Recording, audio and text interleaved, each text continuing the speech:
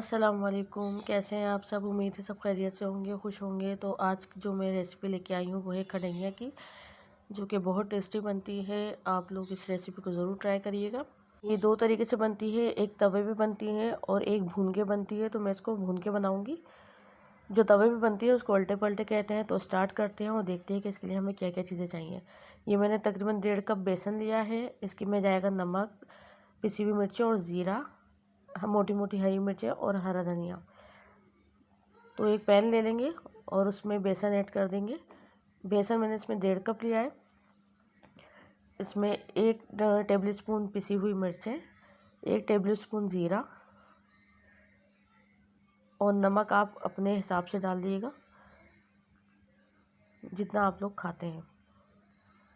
और इसमें हम तकरीबन 2 से 2.5 कप पानी के ऐड करेंगे। पहले मैंने इसमें 1 कप ऐड करा है। मसाले डालने के बाद इसको बहुत अच्छे तरीके से हम फेंटेंगे ताकि इसमें गुठलियाँ ना बने बेसन की। और जब ये फेंट जाएगा तो इसमें हम थोड़ा और पानी ऐड करेंगे। बहुत अच्छी और बहुत जल्दी ये रेसिपी बनती है। अगर आप कुछ समझ में ना आए पकाने के लिए तो आप ये बना सकती हैं। बेसन हमारा बहुत अच्छी तरीके से फेंट चुका है। अब इसमें मैंने पानी और ऐड करा है। तकरीबन 1.5 कप पानी इसमें मैंने और डाला है। और जब ये पानी अच्छी तरीके से मिक्स हो जाएगा तो इसमें हरी मिर्चें ऐड करेंगे और हरा धनिया ऐड करके इसको थोड़ा मिक्स करेंगे और फिर इसको हम पकाने के लिए रखेंगे। लो फ्लेम पे हम इसको पकाएंगे और मुसलसल चमचे चलाना है हमें ताकि इसमें गुठलियाँ ना बने। उबाल आना शुरू हो गया है बेसन में, तो फिर इसको हम बस भूनना है इसको ना। जब ये थोड़ा गाढ़ा होना शुरू होगा तो थोड़ी सी आँच हम तेज़ करेंगे। बस ये ख्याल रखिएगा कि इसमें गुठलियाँ ना बने इसकी बेसन की, क्योंकि अक्सर लोग बनाते हैं तो उसमें बन जाती है। तो ये गाढ़ा होना शुरू हो गया है। जब ये अच्छी तरीके से भून जाएगा, अब ये देखिए कितना गाढ़ा हो गया। इसको इसी तरीके से पकाना है और इसको तेज़ से चमचा चलाना है ताकि ये अच्छी तरीके से भून जाए। जब ये भून जाएगा तो हमने एक ट्रे ली है, उसमें ऑयल लगा दिया के रख दिया था मैंने। तो बस अब मैं इसको भून रही हूँ, बहुत अच्छी तरीके से इसको भूनना है। जब ये भून जाएगी तो हम इसको एक ट्रे में निकाल लेंगे।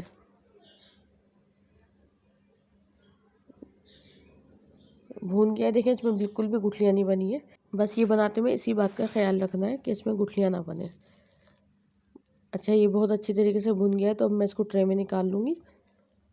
तो ये मैंने साइड ट्रे में निकाल ली है। ट्रे में मैंने थोड़ा सा ऑयल लगा लिया था ताकि ये चिपके ना। और इसको बहुत अच्छी तरीके से हम फैला लेंगे। आप इसको छुरी की मदद से ही फैला सकते हैं, हाथ की मदद से भी। देखिए मैंने फैला दिया बिल्कुल, बहुत अच्छा। अब इसको ज़रा सी मैं कटिंग करूँगी लंबाई में और फिर इसको हम ठंडा होने के लिए रख देंगे। ये इसके चकोर चकोर पीस बना लिए और फिर इसको हम ठंडा कर लेंगे। रूम टेम्परेचर पे ही इसको हमें ठंडा करना है। तो ये ठंडा हो गया, तकरीबन 10 से 15 मिनट लगे थे। अब इसको मैं लंबाई में कटिंग करूँगी फिंगर चिप्स की तरह। और फिर हम इसका मसाला बनाएंगे।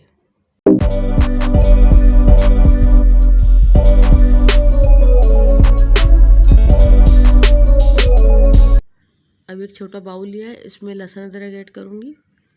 2 टेबल स्पून इसमें लहसुन अदरक जाएगा। पिसी हुई मिर्चें जाएंगी इसमें तकरीबन 2 टेबल स्पून, या जितनी आप खाते हैं, तेज़ या कम, तो आप उस हिसाब से कर सकते हैं। फिर इसमें जाएंगे पिसी हुए धनिए, ये भी मैंने तकरीबन 2 टेबल स्पून लिए। और इसमें नमक जाएगा हस्बे जाएगा।